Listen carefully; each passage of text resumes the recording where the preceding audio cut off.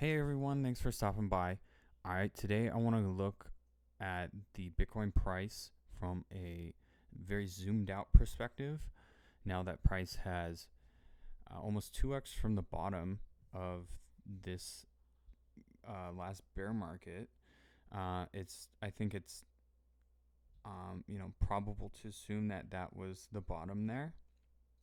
A lot of bears are thrown in the towel, as did I. I do believe we are in a new bull cycle now.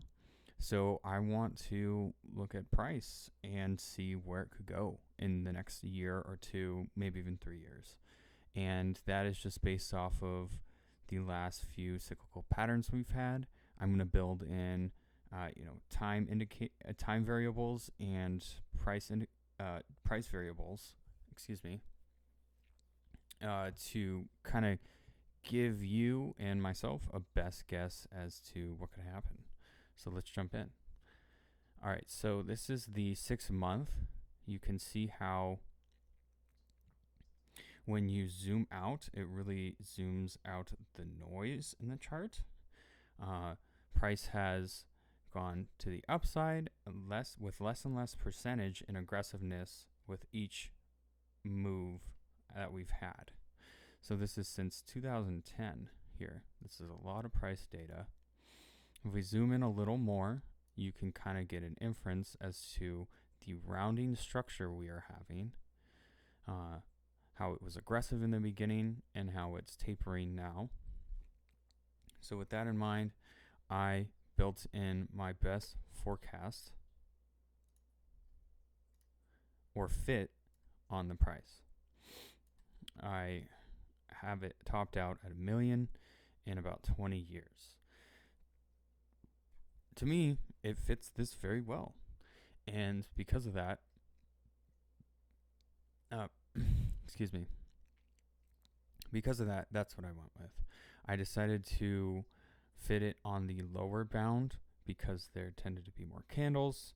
And when the tops of the bull market happened, I feel like those are over exuberant, and because of that, should be taken into account, but are more so outliers than anything.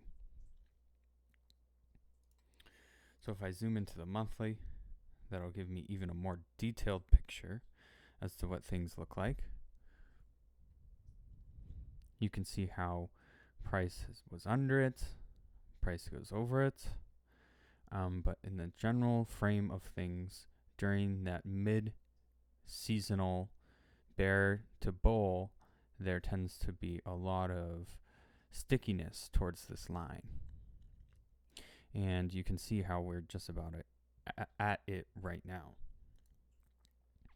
So having that in mind, I'm going to build in a time variable, which is the halving. So with each halving comes a bull market. It's happened 3 times. This first one, there was no halving.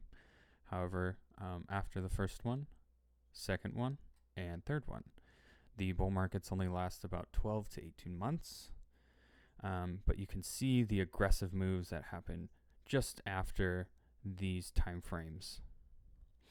We have our next halving coming up in April of 2024. That could shift towards May or even March. It's going to depend on how quickly the Bitcoin blocks propagate to the miners.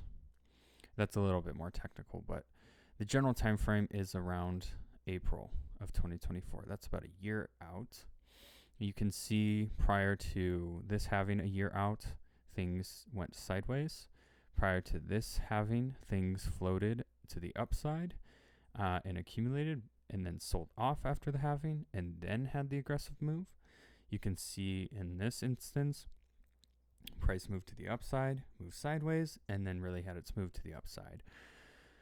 So that gives me a nice structure of time and price growth to build in a projection or forecast for this next move that could be happening. I'm going to put that in now.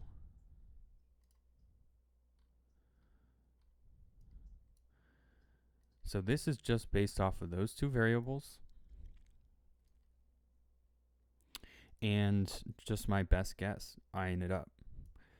knowing that the peak happens, 12 to 18 months after the halving, knowing that each peak is higher than the previous, knowing that the price respects a logarithmic growth trend to the upside that you can see here and here in the previous cycles. Once those logarithmic growth forecasts are broken, the price breaks down and it resets itself.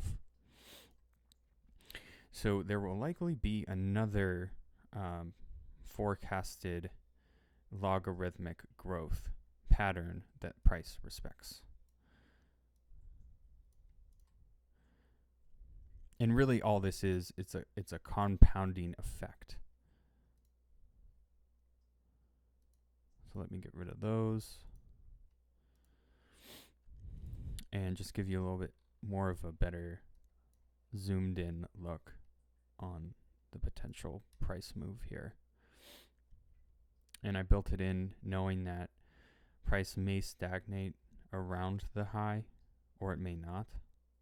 But I think it may have a little resistance. I tend to think that price is going to move similar to this cycle in 2015. That's based off of a number of variables that I don't necessarily want to totally get into, but mostly based off of price pattern.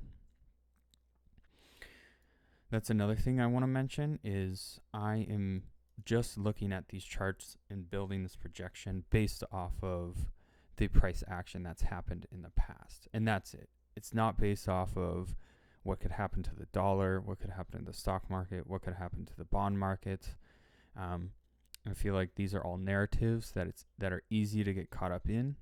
And that was a big narrative I got caught up in the bottom of this bear market. Granted, I didn't have many funds or much going on to get involved at the time, so I missed that, but that's okay. I'm recognizing that the tide is coming in, things have shifted, and because of that, this is what I'm seeing. So price could blow past this and go to 45, 50,000. It's hard to say where this short-term move is going to go.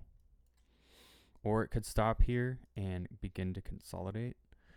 I do believe if price comes into the 20,000 level, 25 level, that is an immediate buy for myself.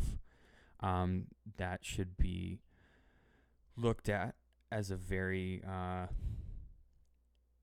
important inflection point. If that area holds, that will for sure be, the bottoming area of this forecast, and we can build it in an even more detailed manner.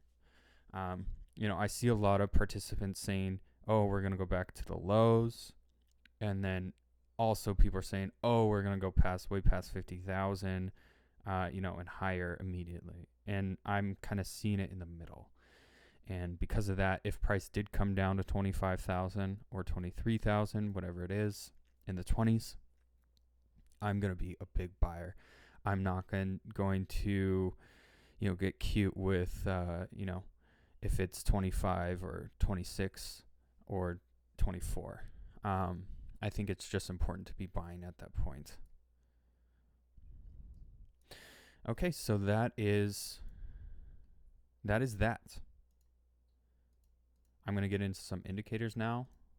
I'll leave the halving for some context as well as the main growth pattern.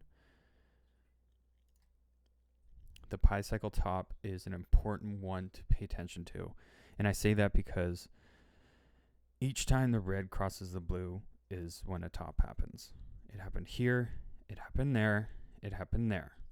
When it happened in 2021, I didn't want to believe it.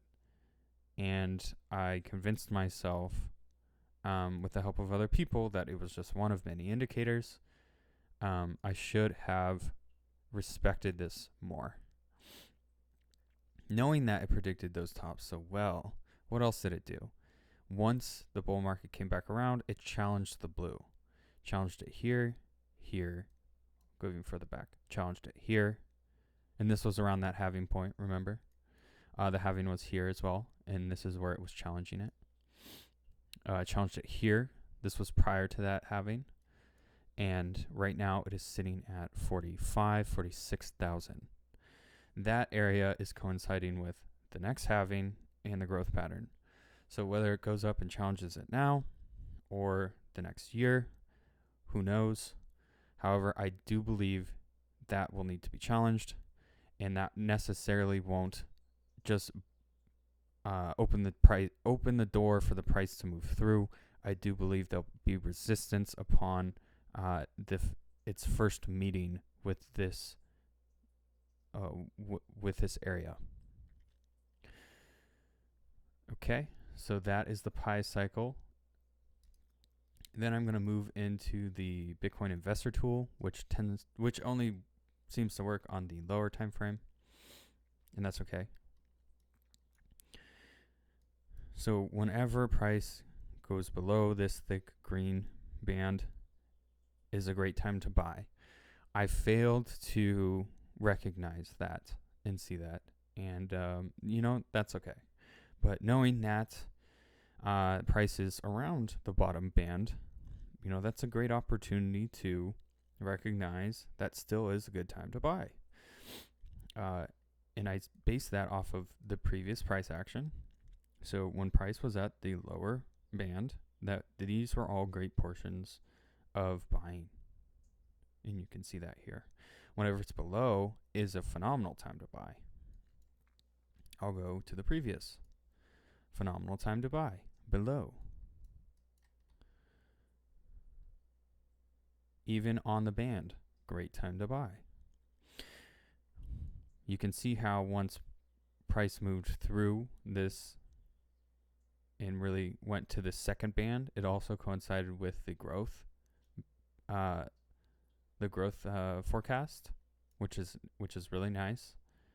And then it was bouncing off it the whole way up. You can see how we're at that level now. And the this second green band is about 43,000, close to the 46,000 of the Pi cycle. So that is, big resistance if that area is challenged at all by the price. And I want to mention the upper bound in red. Whenever price moves above the red is a really good time, or around the red is a really good time to be selling in each bull run. Every time that price comes to the red or close to the red is a time to de-risk, and whenever price goes below the green is a time to go risk on. So that's it. Those are my thoughts. I've been in the space since 2017. I've seen a lot of indicators. These are some of my favorite to help build my thoughts as to what price will do in the future. And, I hope you got something out of it. My thoughts aren't necessarily 100% correct. They are just my thoughts, and they're based off of these variables and indicators. So with that said, thanks for checking in and have a great day.